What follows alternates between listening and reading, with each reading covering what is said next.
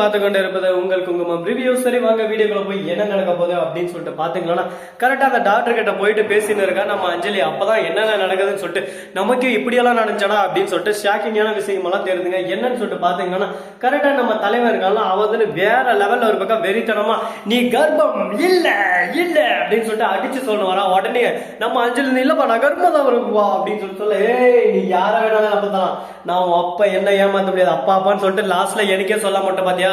எப்படியோ ஒண்ணு நான் அதை கண்டுபிடிச்சதுனால பிரச்சனை இல்லை, அந்த டாக்டர் என் கைக்குள்ள போட்டுன்னு அப்படி நான் கண்டுபிடிக்காம அந்த இலக்கியாவும் கௌதமும் ஒரு பக்கம் நீ கர்ப்பம் இல்ல இல்லன்னு சொன்ன போதே எனக்கு டவுட் வந்துச்சு. அதனாலதான் யாருக்கும் தெரியாம நானே அந்த பெண்ட சொறி வச்சேன். அது சொறி வச்சது இப்ப எப்படியோ நல்ல வேலையா நல்லதா போச்சு. இல்லைன்னா வச்சுக்கோ லாஸ்ட்ல உன் கூட சேர்ந்துன்னு ஒரு பக்கம் எல்லாரும் ஜெயில இருக்கிற மாதிரி இருக்கும். அந்த இலக்கியா வெளியே வந்துட்டுப்பா, கௌதம் ஜெயிச்சுட்டு இருப்பான்.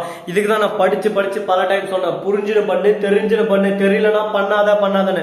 ஆனா நீ என் பேச்சை கேட்காம உன் இஷ்டத்துக்கு ஆடின. இப்ப தெரியுதா அந்த எஸ்எஸ்கோட பவர் என்ன, எஸ்எஸ்கோட மதிப்பு என்னன்னு சொல்லிட்டு ரொம்பவே நன்றிப்பா. என்னை மாட்டி விடாம எப்படியோ என்ன காப்பாத்துனீங்களே, என்னை காப்பாத்து மட்டும் விட்டுருந்தீங்க. என் நிலைமை என்ன இருக்கும், நான் எங்க போயிருப்பேன், ஐயோ நினைச்சு பார்க்கவே கஷ்டமா இருக்குப்பா, கையில தட்டி வருதுப்பா அப்படின்னு சொல்லிட்டு ஒரு பக்கம் பர்ஃபார்மன்ஸ் பண்ண.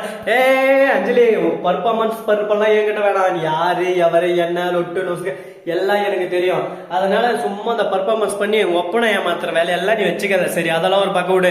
மறுபக்கம் இப்ப எல்லாமே அவங்களுக்கு ஆதரவா போயிட்டு இருக்கு. இதனால நீ எப்படி இருக்குமோ அப்படின்னு கரெக்டா இப்ப இந்த டாக்டரையும் ஒரு பக்கம் விசாரிக்க வர சொல்லிட்டாங்க. இப்ப என்ன பண்றாங்கன்னு சொல்லிட்டு தெரியாம அந்த டாக்டரும் முடிச்சுன்னு இருக்காங்க. எஸ்எஸ்கே எல்லாமே நான் பாத்துறேன், எந்த டாக்டர் கிட்ட எத்தனை கொம்பம் கிட்ட போட்டோம் எல்லாருக்கிட்டே காசு கொடுத்து நான் கரெக்ட் பண்றேன், உன்னை காப்பாத்துறேன், நீ எதுக்கும் கவலைப்பட. இந்த அப்பனுக்கு நீ பண்ண வேண்டியது ஒன்னே ஒண்ணுதான், அந்த சொத்தை எல்லாம் என் பேருக்கு மாத்தணும்.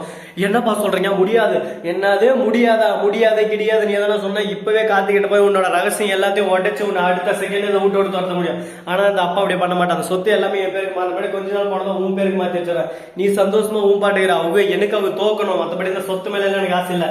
நான் எல்லாத்தையும் ஜெயிச்சு வாங்கிவேன். இவ்வளவு தோக்க வச்சு நான் ஜெயிக்கிறது எவ்வளவு பெரிய சுகம் தெரியுமா, அது எவ்வளவு பெரிய சொர்க்கம் தெரியுமா அப்படின்னு சொல்லிட்டு எஸ்எஸ்கே அவன் பாட்டுக்கு ஒரு பக்கம் நாலா பக்கம் அப்படியே சும்மா நான் தான் எல்லாம் சொல்லிட்டு கத்தி ஒரு பக்கம் சொல்ல இருக்கான். ஆனா அது எல்லாம் அவருக்கு வேகாது. அந்த இடத்துக்கு திடீர்னு கௌதம் வந்துடுறாரு. வர்றதோடு மட்டும் இல்லாம கௌதம் அப்படியே அந்த இடத்துல மாச சீனா ஸ்பீச் கொடுக்குறாரு.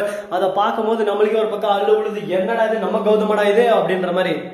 ஆமாங்க, நம்ம கௌதம் பேசுற ஒவ்வொரு வார்த்தையும் அப்படியே சும்மா நெஞ்சுக்குள்ள இருந்து ஆளுங்குழியில இருந்து வந்து இருக்கு.